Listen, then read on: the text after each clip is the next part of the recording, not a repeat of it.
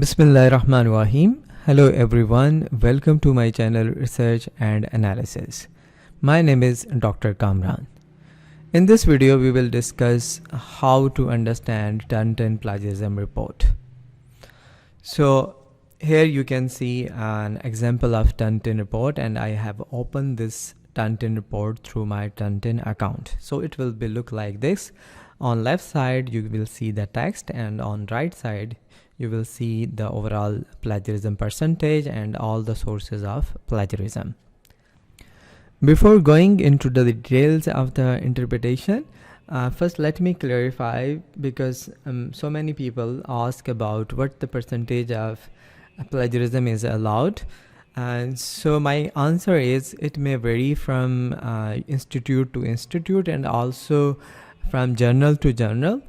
Some journals may accept an article with the plagiarism of 25%, but in most of the cases it is recommended to have the plagiarism less than 18 or 19%. Like in Pakistan, as per the recommendation of HEC, the plagiarism should be less than 19%.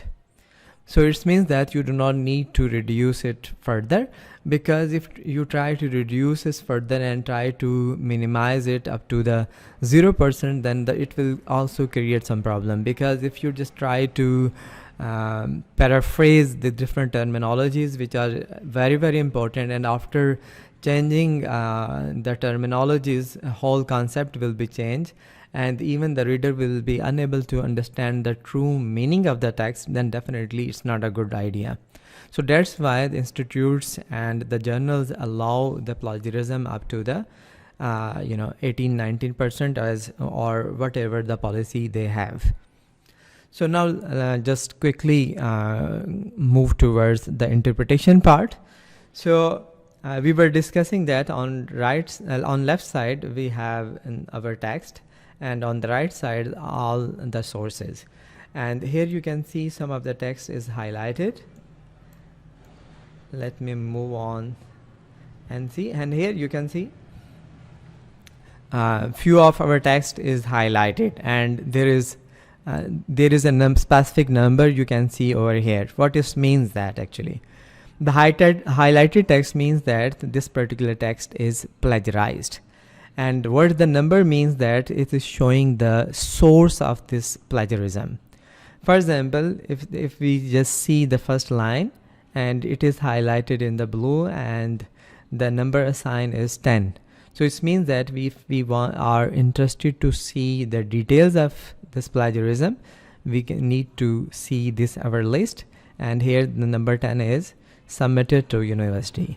If we want to see the further details, we just need to put an arrow over here, and it is showing us that it is submitted to University of Lancaster. We can also view this by clicking this source, and here it is showing us the further details from where this text is plagiarized. So in this way you can see the plagiarism of all of your paper and also the sources of plagiarism, and later on you can also minimize your plagiarism if you see your plagiarism is higher than the threshold.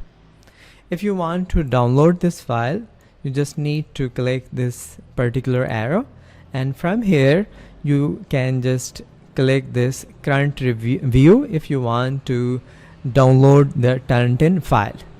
If you want to download the original submitted file, then you can click this last option of originally submitted file. Since we need the plagiarism report, so I will click current view.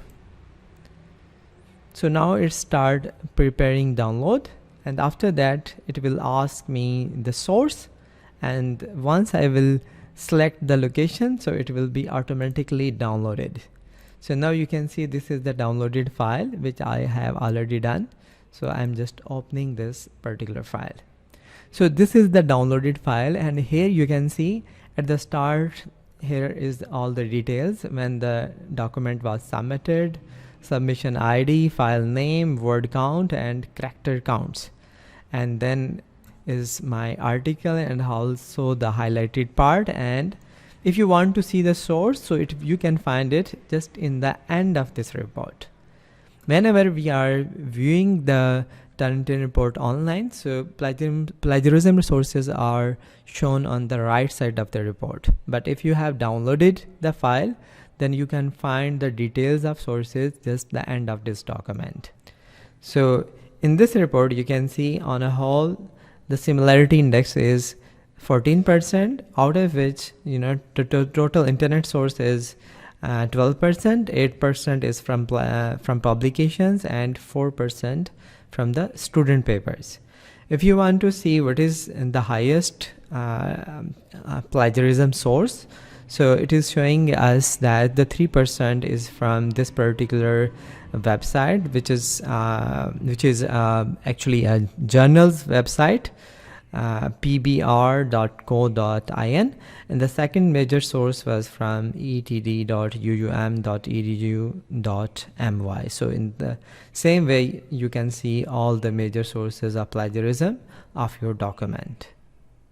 So this is how you can understand the Turnitin Plagiarism Report. I hope this video will be helpful. If you will have any further question, you can write in the comment of this video. Thanks for the watching.